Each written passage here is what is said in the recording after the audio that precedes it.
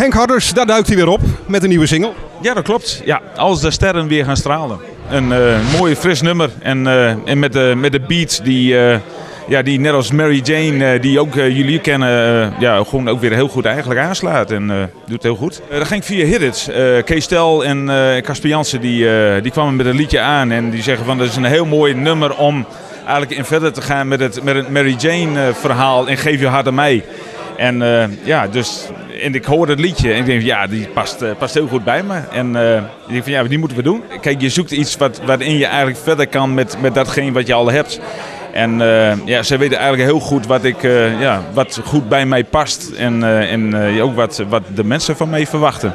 En als de sterren weer gaan stralen, sluit daar gewoon heel mooi weer bij aan. En het zijn leuke nummers voor mij om te zingen. Frisse beat erin en gaat goed. Ja, het Henk Harders sound. Ja.